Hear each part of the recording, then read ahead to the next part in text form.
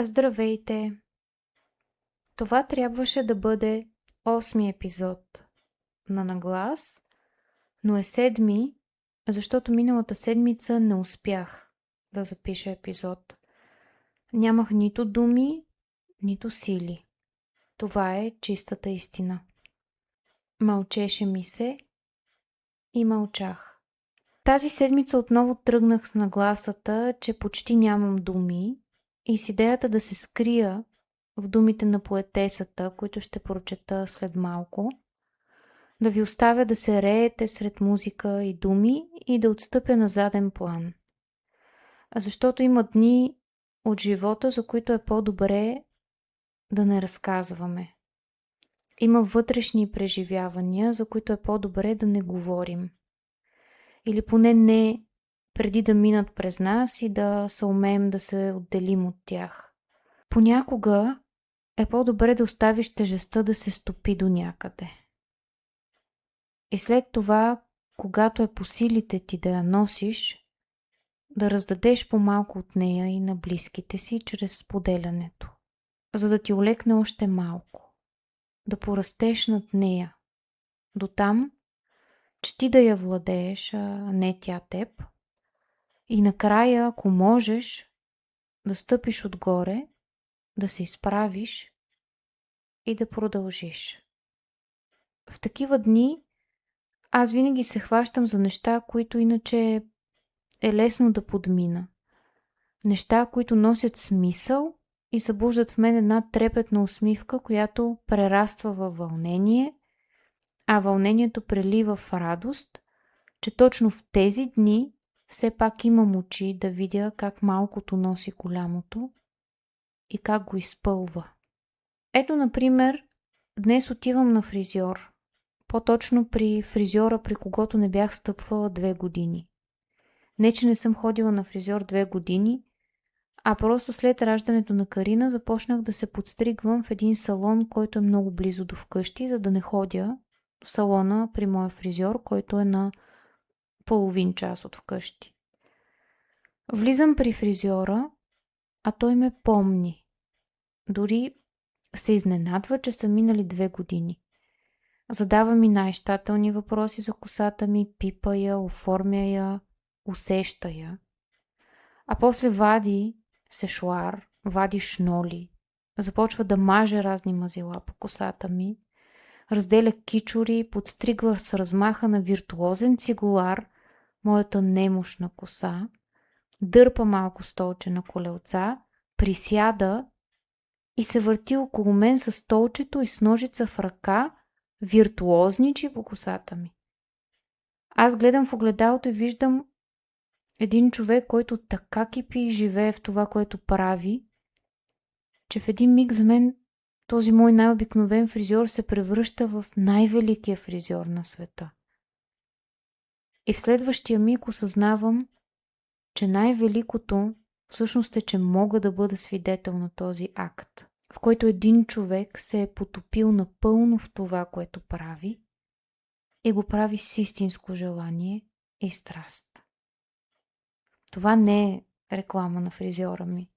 След това си спомням как миналата седмица, докато бяхме на море, всяка сутрин се събуждахме с песента на птиците, а в другата стая ни чакаше ширналото се, докъдето ти видят очите море, огряно от току-що показалото се на небосвода слънце.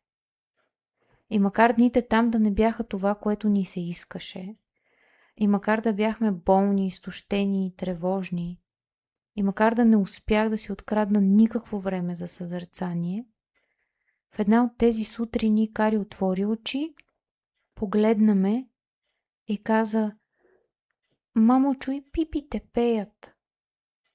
И ето как пееха. Чуйте ги и вие.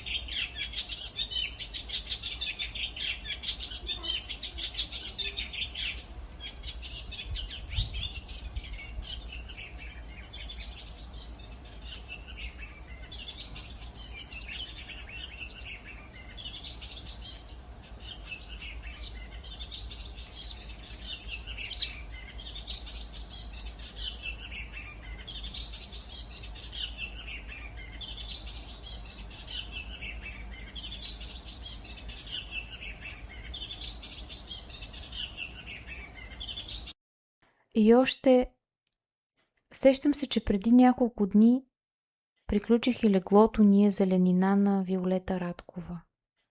А това е най-хубавият български роман, който съм чела през последните години и въобще един от най-хубавите, които съм чела напоследък. Богатството на езика, развитието на сюжетните линии, постигането на пълнокръвност на почти всеки от персонажите, особено на главния Иван. Това са само част от причините силно да препоръчам книгата и на вас. Няма да разказвам нищо от историята, само ще подскажа, че лежи върху родовата история на Виолета Радкова и това за мен придава още по-силно обаяние и стойност. Но да се върна на чувството, защото предимно за него исках да разкажа. Чувството да мислиш за книгата, да чакаш всеки миг, в който можеш да се върнеш към нейния свят, да си повтаряш онова миловидно само още една страница. Ето това е едно от нещата, които ми помагат през последните дни. Сещам се и за страхотния нов подкаст, на който попаднах, Културна работа.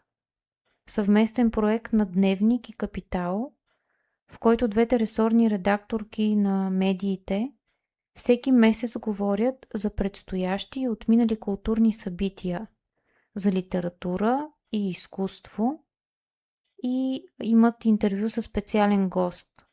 И изобщо може да научите от едно място много интересни неща около културния живот в България и в Европа. Така, например, вие знаехте ли, че в момента в Двореца на културата в Перник има изложба на над 300 картини на Салвадор Дали? Ето такива неща може да научите от културна работа. Аз лично съм впечатлена от този формат на културен афиш и вече съм супер любопитна да прочета няколко от книжните препоръки, които водещите дават и ще започна с романа Мадригал. После очите ми се изпълват отново с морето. Разходка с коробче по залез, гладни чайки покрай нас, крилата им блестят в обектива на телефона ми, аз снимам с едната ръка, с другата съм гушнала дъщеря ми, а бурното море ни носи в различни посоки и леко ни замайва от хубост. Накрая хващам да чета Бягащия човек на Невена Дишлиева Кръстева и след малко взимам молива, защото трябва да подчертая и това, и онова изречение, и тази, и онази мисъл. Чета разказите в сборника, така добре написани. Гледам така приятно за окото оформените страници между тях и си мисля, че това е четиво като от Иво Иванов, ама за бегачи. И чета, и подчертавам, и се дивя, как може тези хора толкова добре да пишат за бягането. Припознавам се в тази и онази история, откривам своите мисли и усещане за спорта там и ми става леко, защото и други хора се чувстват като мен. И макар често да си мисля, че съм най-самотният човек на света, разбирам, че в някои вярвания не съм сама. А значи имало и други хора, които разбират спорта по този начин. А значи има и други хора, които намират в бягането съзидателна сила и успокоение, свободно пространство за мислите, център за всички емоции, време за завръщане към себе си и за наблюдение на ума и тялото. И така бавно, полека, с всички тези моменти от последните дни, смисълът идва, присяда, разсейва повечето съмнения и имам сили. Думите потичат, неподредени и избързали, но честни. И пак красивите звуци, умиротворяващите за очите гледки и книгите са това, което спасява. И ето, записвам този епизод.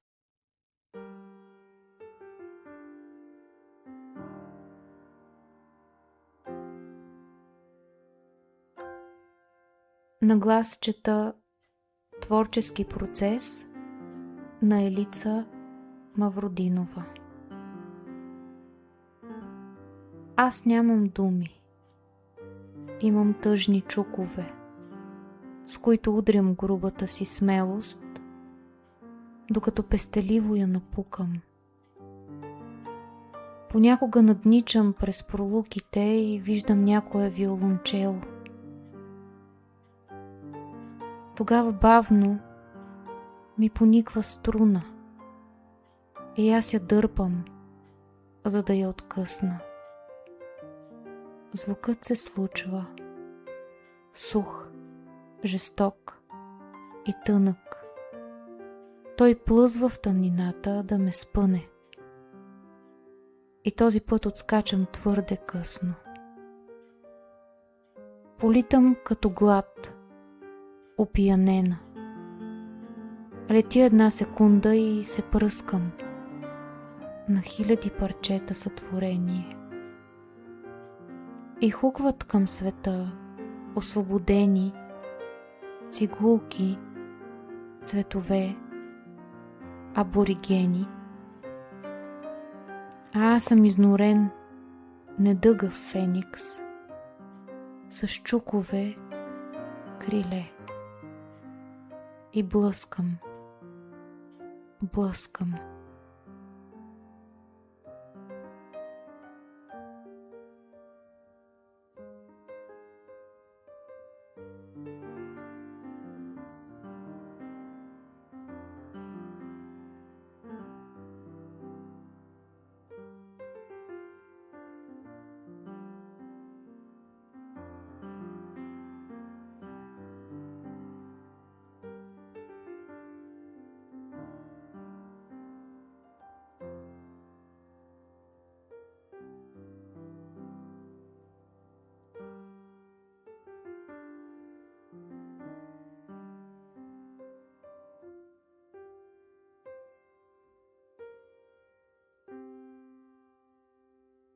Елица Мавродинова е сред българските поети, които не присъстват така силно в литературното пространство.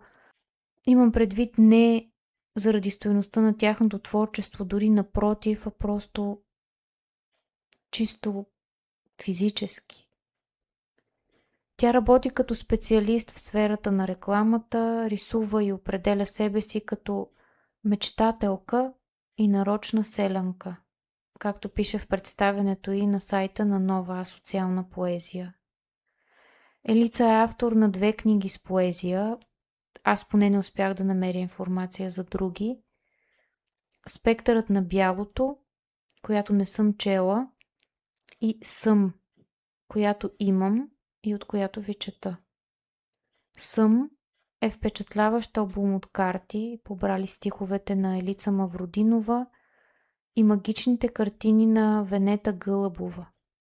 Стиховете на Елица винаги са ми били много близки, много човешки, много топли и ми се иска да завърша с нейни думи този епизод. Нейни думи от посвещението, което имам на една от картите на Съм. Търсенето има смисъл. Всяка твърд в мирозданието започва от въздуха на идеята. Всичко, което е плът, първо е представа. Затова сме вечни, дори да не го съзнаваме. Търсенето завършва само с откритие. Нека бъде. Елица. 30 май 2021